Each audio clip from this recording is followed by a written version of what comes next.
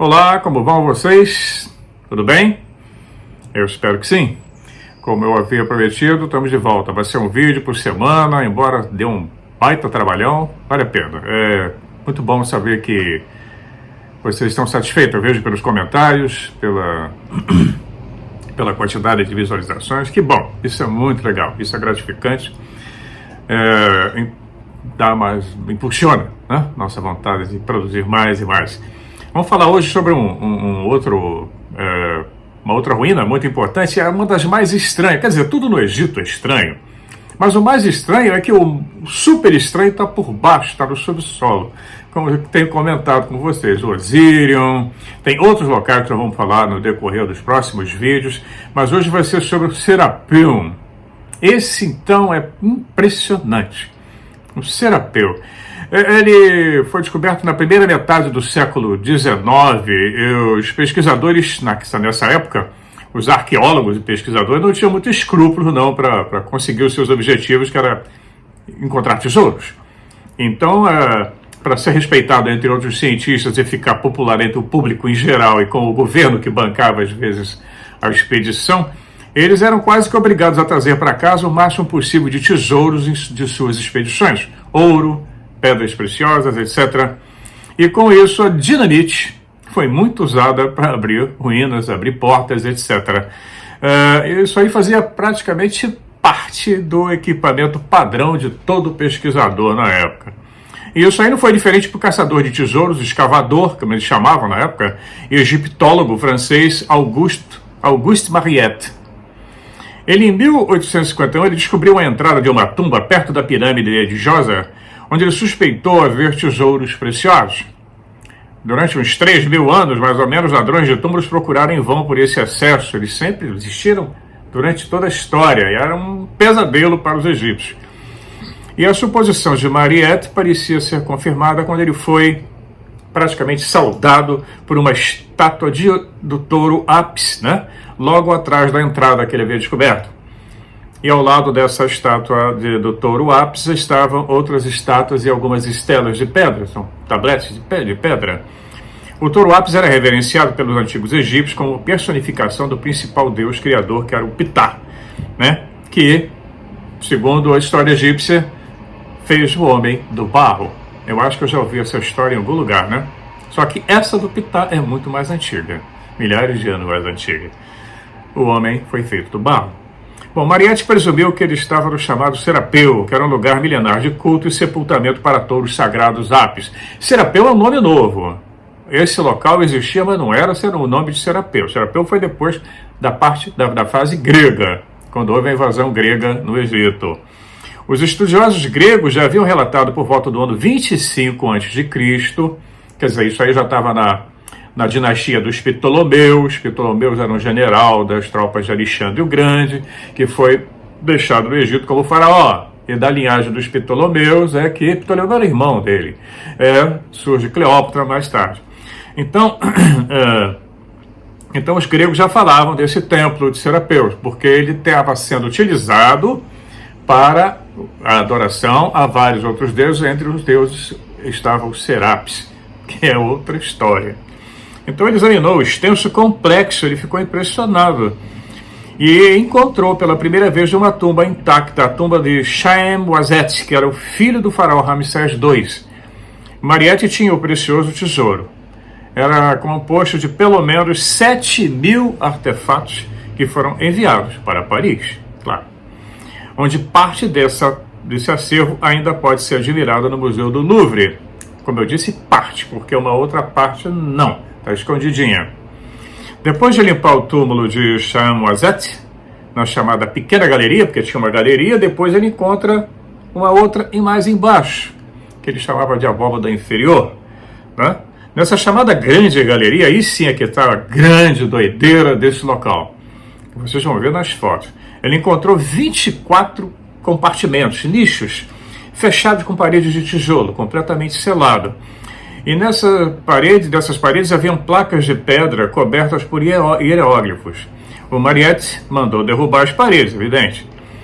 E depois dos 24 nichos, continham sarcófagos de pedra. que ele chamava de sarcófago, né? Era tão grande quanto maior do que qualquer coisa que ele já tivesse visto na vida. Vocês estão vendo aí as fotos? É comprovar, é um negócio absurdo. Mas além desses sarcófagos que estavam encaixados num compartimento, sem um nicho, com uma tampa extremamente pesada, as tampas... Ou seja, cada tampa desses sarcófagos, pesavam 20 toneladas só a tampa. Imagina, eu já expliquei. 20 toneladas é o tamanho de uma carreta, é o peso de uma carreta dessa de autoestrada. Mas além de não bastasse as tampas serem pesadas, todas elas tinham uma quantidade enorme de pedras colocadas por cima, como se fosse para achatar, né? Impedir que alguém abrisse, impedir ou que alguém abrisse ou que estivesse dentro saísse. Tem essa hipótese também. Mas ele encontrou também mais 2 caixões, né, mais 2 sarcófagos que estavam colocados em corredores laterais. E cada um desses pode ser um container, né? Não um sarcófago, né? Era feito de um único bloco de granito. Havia containers, vamos chamar de sarcófago para ficar mais fácil. Haviam vários deles feitos em granito rosa, granito cinza, diorito, cianito, granodiorito, etc. E todos esses materiais, eles são muito duros e muito difíceis de processar. Vai precisar de ferramentas com diamantes. E me parece que os egípcios, que nós conhecemos, não tinham isso. O companheiro de Mariette, Linant de Bellefonds, mediu um dos sarcófagos e calculou o peso em pelo menos 65 toneladas cada um. Tem a tampa. Impressionante, né? 60 toneladas. Então, e isso encaixado num nicho, você tem poucos centímetros, tipo 15 centímetros, 20 centímetros, alguns 50 centímetros entre a parede. Como é que você entra no subterrâneo com uma monstruosidade dessa, corre, vocês estão vendo o túnel aí, e encaixam nesse nicho, não é? Falta explicação, muitas perguntas e nenhuma resposta. Então, alguns tinham 70 toneladas. O achado foi uma sensação absoluta, mas o que chamou mais a atenção de Mariette é que todas as tampas dos sarcófagos, com mais de 20 toneladas algumas, são mais pesadas do que a porta do Fort Knox, onde ficava escondido o ouro dos Estados Unidos. Agora ninguém sabe onde está. Elas foram ligeiramente deslocadas e abertas, né?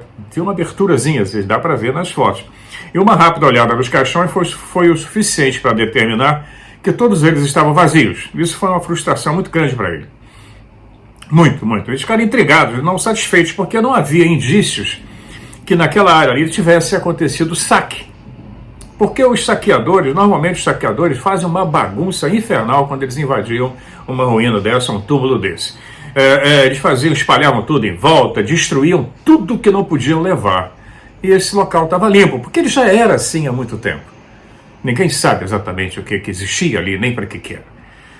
Então, haviam aberturas, né? Essas aberturas que, quando eles moveram a tampa um pouquinho, não era suficiente para passar a múmia do boi Apis, né? Do touro Apis inteiro, que os egípcios mais tarde eles mumificavam o touro, que era considerado sagrado, e acredita-se que eles colocavam dentro desse sarcófago, uma piadinha, né?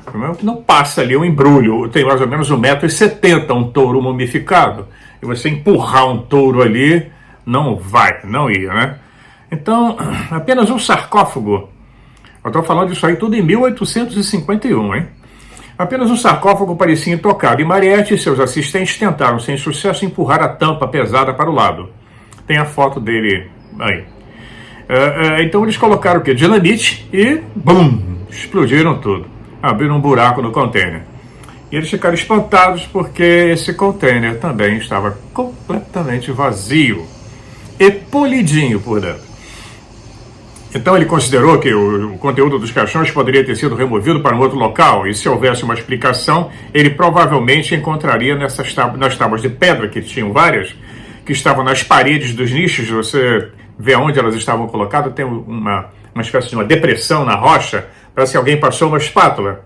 Isso aí nós vamos conversar mais na frente, como vamos conversar sobre os polímeros, que podem explicar como é que esses containers foram colocados, esses sarcófagos lá no lugar. Polímero, mais ou menos como um cimento. Então ele trabalhou intensamente na tentativa de traduzir esses hieróglifos, mas não foi capaz de decifrar a escrita e ele desistiu. Muitos dos hieróglifos que nós vemos em alguns objetos egípcios não têm tradução. Os egiptólogos ainda não conseguiram achar a chave para traduzir. Pode ser que pertença a uma língua mais antiga ainda, que se perdeu. Então, como eu estava conversando, o Serapeu, ele já havia sido usado para a adoração do touro sagrado, o boi ápis, né? Ficavam em estábulos acima do solo. Quer dizer, isso é um culto posterior, usou as instalações. Os touros, depois da morte, eram mumificados e levados lá para dentro, numa necrópole, que é um cemitério, né, subterrâneo. Então, estavam utilizando os faraós posteriores, reutilizando essas instalações que já estavam lá abandonadas e enterradas há muito tempo. Então, o Serapeu consiste em duas instalações diferentes. Uma galeria grande, pequena, aliás, desculpem, uma galeria pequena e a grande galeria. Na pequena ficavam os corpos mumificados de seres humanos e touros, que eram colocados ali, né? E muitos em sarcófagos de madeira, não era uma produção luxuosa. E nessa parte da necrópole é que ficavam os tesouros achados por Mariette, que possivelmente não tinham relação nenhuma com a construção original. Não eram tão antigos quanto essa ruína. Então, quando chegou na época do imperador romano Honório, quando o Egito já estava sob controle de Roma, o imperador Honório mandou fechar o Serapeu. Talvez isso tenha sido aquelas paredes de tijolo. Já que eu não posso quebrar, eles não tinham dinamite, né? E eu não posso explicar o que é isso. Fecha tudo, tampa esse negócio e deixa para lá, esquece, que é melhor. Isso já Roma cristianizada, né?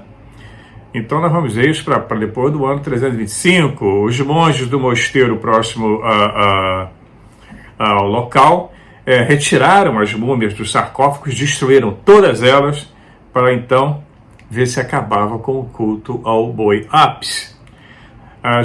Então, como nós vimos, as múmias não davam para passar nas fendas estreitas, os monges também destruíram tudo que podiam ser destruídos, e os caixões de pedra, os sarcófagos de pedra estavam limpinhos e sem nada lá dentro, né?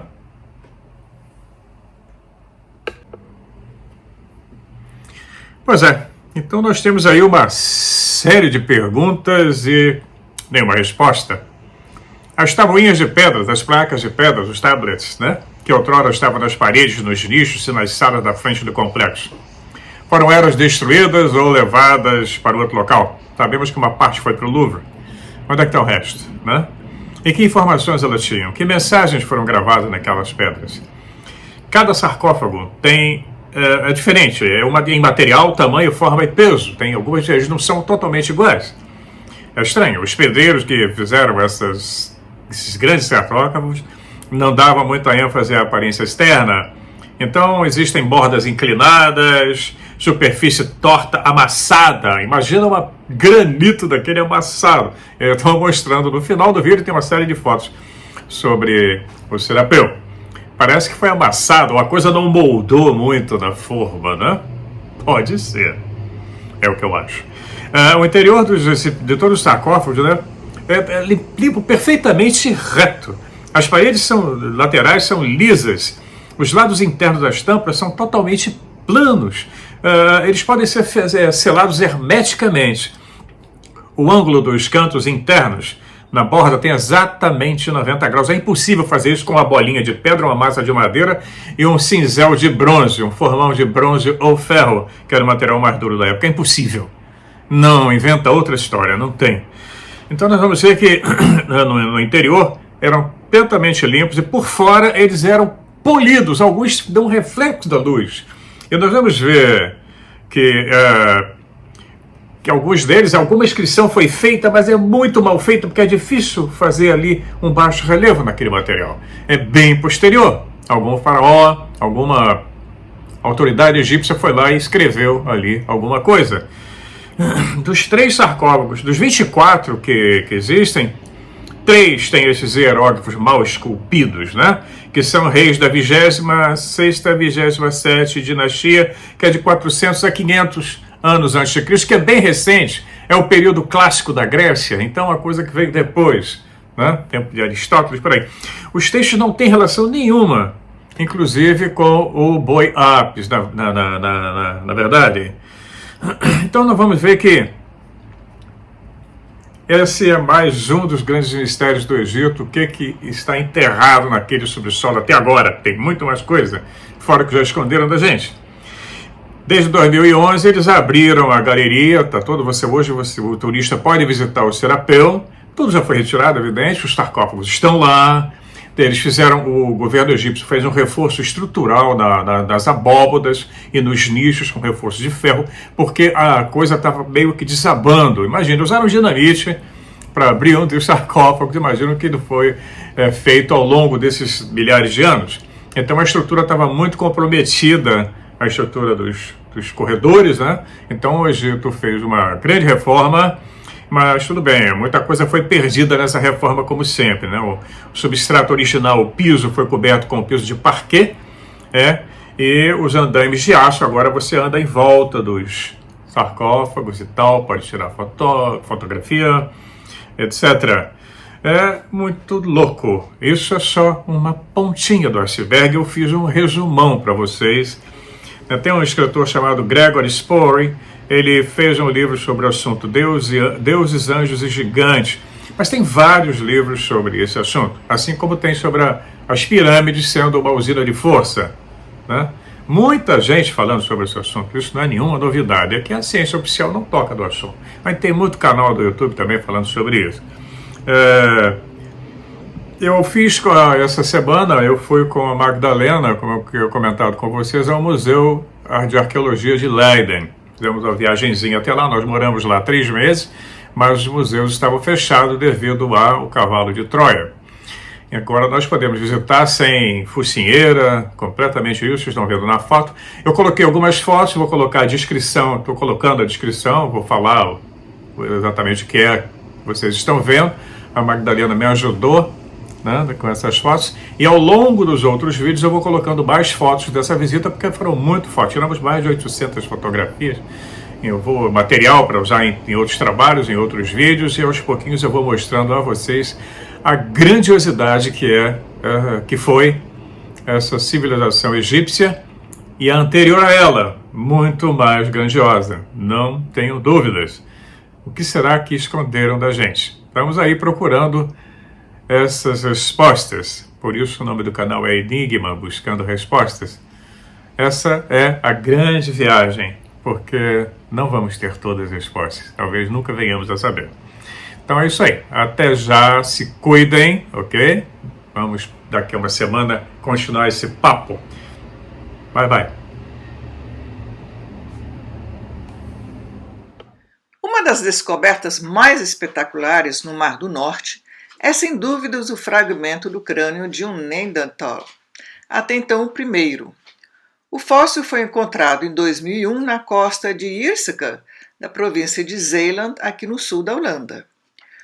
Uma vasta pesquisa no Instituto de Leiden, em conjunto com Max Planck, do Instituto de Leipzig, e comparado com o crânio equivalente na França, fez-se um par perfeito de Neanderthalers.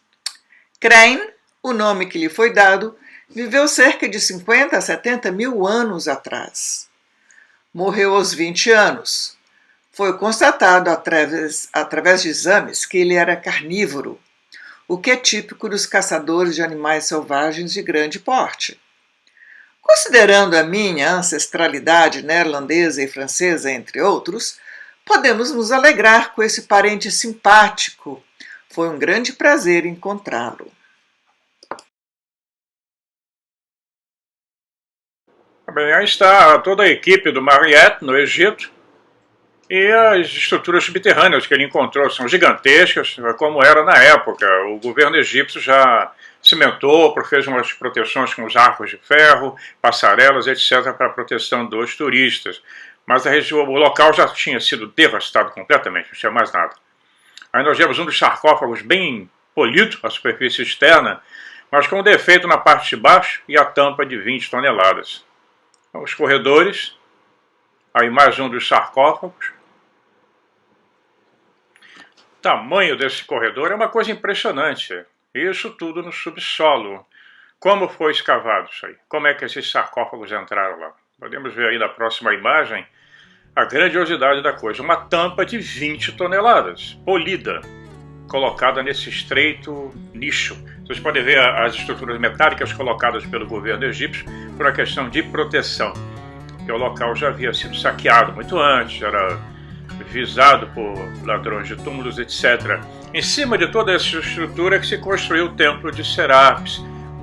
Outra história, bem tardio, mas eles aproveitaram o site que já era conhecido. Logo depois dessa época vieram os cristãos, né, que já tinham se estabelecido no Egito, já faziam parte do governo romano e completaram a destruição. Aconteceram inúmeros conflitos nessa região, muito violentos. Foi impressionante.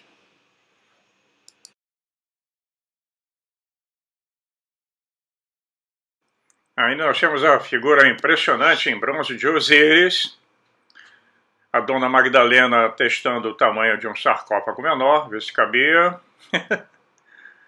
Uma coleção de múmias do Museu de Leiden, eu vou mostrar depois na medida dos outros vídeos, aí a tal réplica de um possível painel de controle de alguma coisa. É impressionante, com os botõezinhos, tem ponteiro, tem tudo ali, olha lá.